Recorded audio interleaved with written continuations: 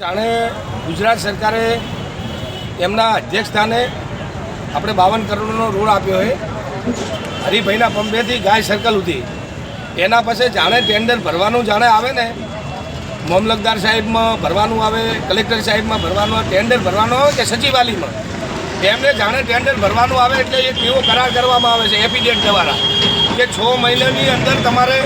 આ રોડ પૂરો કરી દેવો એની પાસે કોઈ એમની કોઈ આગેવાનની કોઈની કોઈ લાગ વળગ હોય ને તો એના પાસે 1 મહિનો કદાચ એમને ચોન્સ આપે તો 6 મહિના વીતી ગયા પણ અત્યારે કોમ એટલું અધૂરું ચાલે છે તો મારે જે ટેન્ડર જે પાસ થયા કોન્ટ્રાક્ટરને એમને તો પહેલું તાત્કાલિક આ કોમ રદ કરી દેવું જોઈએ। હવે આ કોમ બંધ કેમ રોકાણું છે એનું તમને કારણ બતાવું કે અત્યારે આદિવાસી તેમાં 150 થી 200 જણા ગટરનું કોમ કરે છે। હવે ગટરનું કોમ કરે 1.5 મહિનાથી એમની કોન્ટ્રાક્ટરે પગાર આપ્યો નથી અને અત્યારે જે કોન્ટ્રાક્ટર જે છે ને અને જવાબદારી મેન કની આવે ખબર છે કે પીડબ્લ્યુવાળા સાહેબની કોઈ દિવસ હોય આટલો વિકાસનો આપણો વિરોધ નથી આટલું કોમ ચાલે પણ કોઈ દિવસ પીડબ્લ્યુના ઓફિસરે મામલતદારે કે ચીફ ઓફિસરે કોઈ દિવસોની વિઝિટ કરી નથી। જાણે હોય દુકાનવાળા કે જે ગલ્લાવાળા કે હોટલાવાળા રજૂઆત કરે ને તો એમને એવો જવાબ આપવામાં આવે છે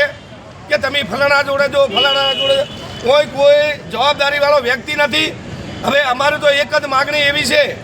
કે ચેડે પાછળના ભાગની અંદર આ દુકાનો આવેલ છે આ ગટર કોમ બંધ થયા પછી એમને તકલીફ જેટલી પડી છે કે 15,000 રૂપિયા એમનું ભાડું છે તો એમને અત્યારે 2-3 મહિનાથી એમને અત્યારે ભાડું ભરવું મુસીબત થઈ ગયું છે એવી પણ મારી માગણી છે અને તાત્કાલિક આ કોમ ના કરી કે ને તો બીજા કોન્ટ્રાક્ટરને કોમ આપી અને કોમ ચાલુ કરે વિકાસનો અમારો કોઈ વિરોધ નથી। આ ગટરનું કામકાજ ચાલે છે જો આ સાઈડ ઉપર કોઈ એનો જવાબદાર અધિકારી કોન્ટ્રાક્ટર કે કોઈ એન્જિનિયર આવે ખરા? તમે અત્યારે મારે ફેરવાર તમને નિવેદન આપવું પડે છે હરિભાઈના પંપથી ગાય સર્કલ સુધી ગમે તે હોટલવાળા ગલ્લાવાળા દુકાનવાળા કે કોઈ બી વ્યક્તિ એમને આ ગટર કે તમે ચાલુ કરો ને કોઈ જવાબ આપતા નહીં અને જવાબદારીવાળો વ્યક્તિ પણ કોઈ નથી